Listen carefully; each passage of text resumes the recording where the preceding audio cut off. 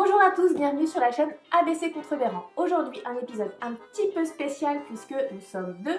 Il y a mon binôme Xavier qui écrit la Murder Party avec moi, celle dont je vous ai parlé plusieurs fois dans les épisodes précédents. Et j'ai décidé de vous montrer une séance de travail. En réalité on est trois parce qu'il y a Harry Potter, mon petit bébé de 1 an, et je le préviens dès maintenant parce qu'on risque d'avoir des bruits de fond, voire des comptines qui vont se déclencher en cours de route. Tu as le droit de prendre la parole. D'accord. Ok, maintenant je le sais. On va travailler sur la nouvelle Murder Party qu'on a commencé il y a 2 mois. À peu près. Voilà, on a décidé que ce serait la suite de la dernière qu'on a écrite ensemble. J'espère que ça va vous plaire. C'est parti. Je crois qu'il a fait caca.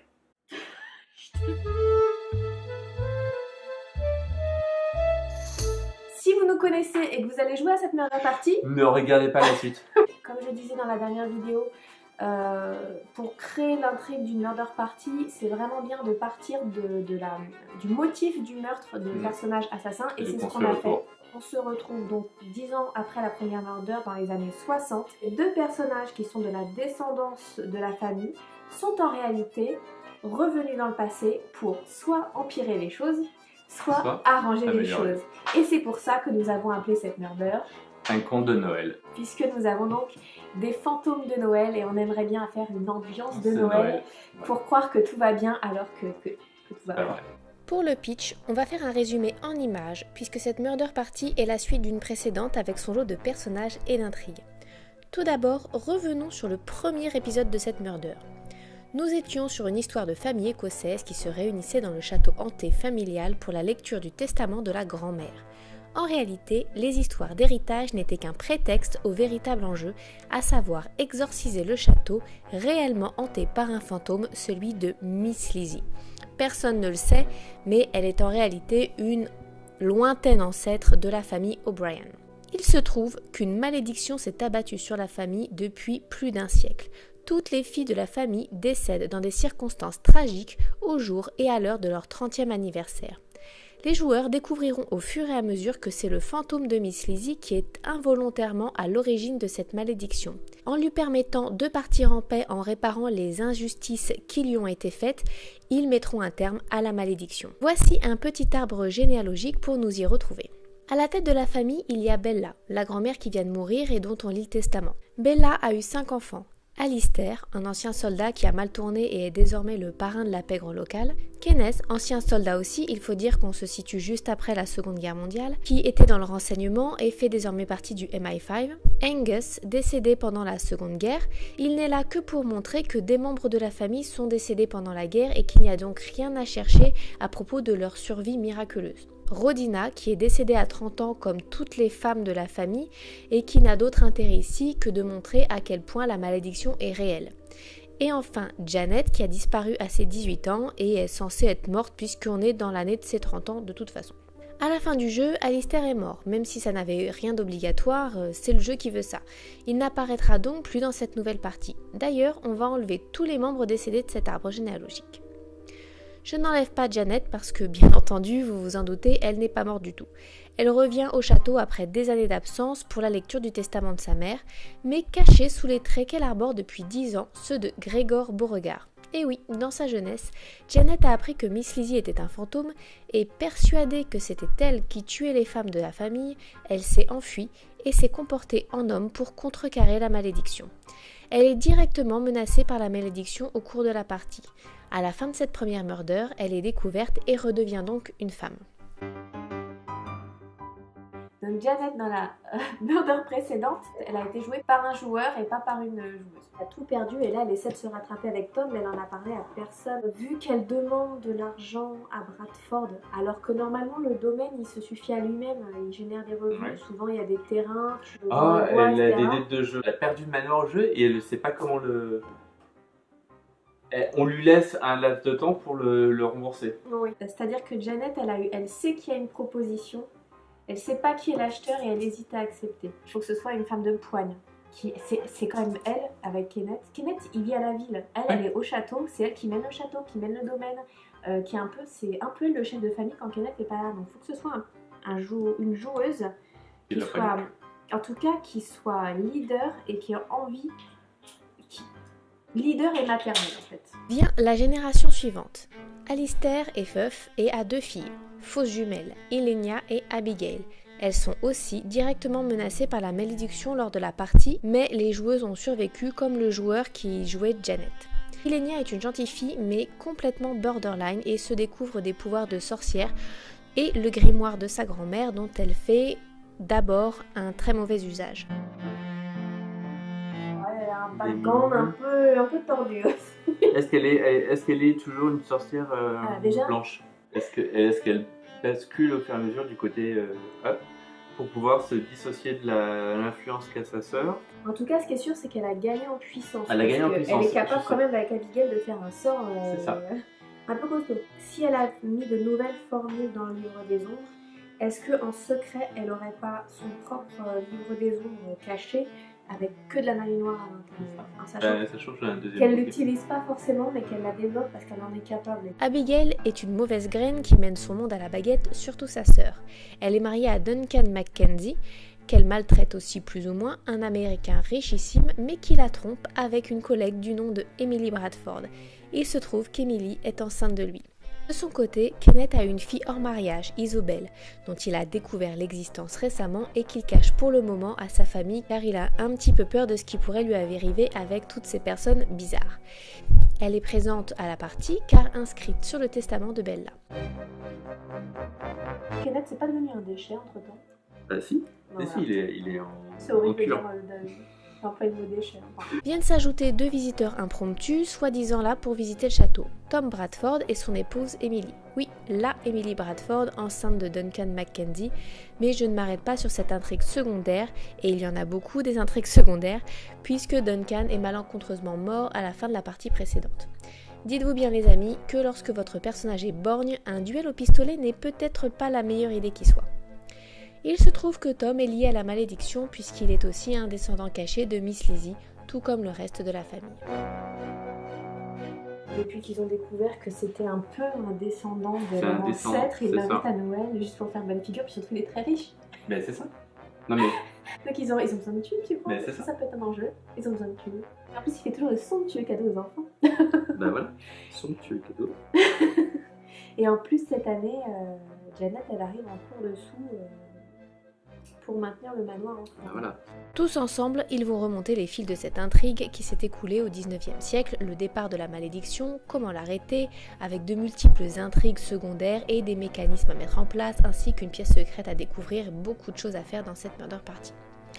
Tous ces personnages, excepté Alistair O'Brien et Duncan Mackenzie, reviennent donc en scène dans cette nouvelle murder party qui va se dérouler 10 ans plus tard. La ville Abigail, privée de son mari et en incapacité physique d'avoir un enfant, oblige sa sœur Ilenia à créer une incantation pour qu'elle puisse tomber enceinte.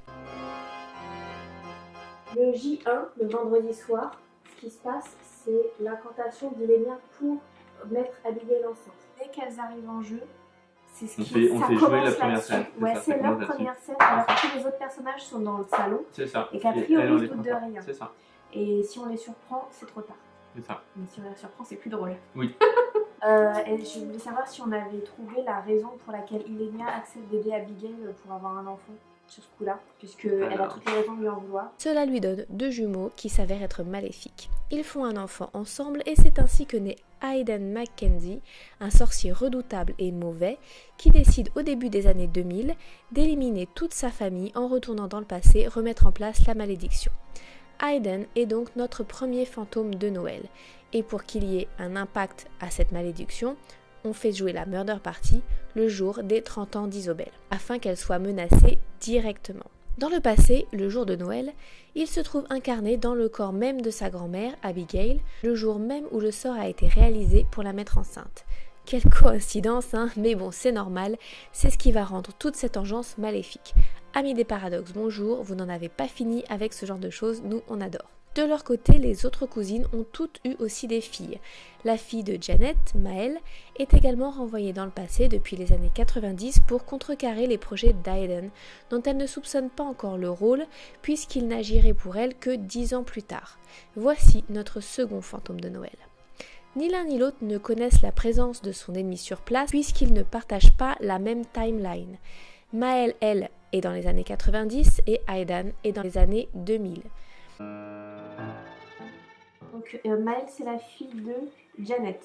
Ce qui pourrait être pratique aussi pour Maëlle, pour commencer à jouer, c'est qu'elle soit encore une personne qui est proche des membres de la famille. Elle ne doit pas comprendre qu'elle est encore de quelqu'un. Non, mais ça peut être des amis, ça peut être un fiancé. Il manque un élément pour que ce soit logique. L'élément qui manque pour que ce soit logique, c'est pour qu'elle comprenne que la malédiction... Mais ça contredit tout ce qu'on vient de dire. Elle pourrait comprendre que la malédiction est revenue si les trois filles...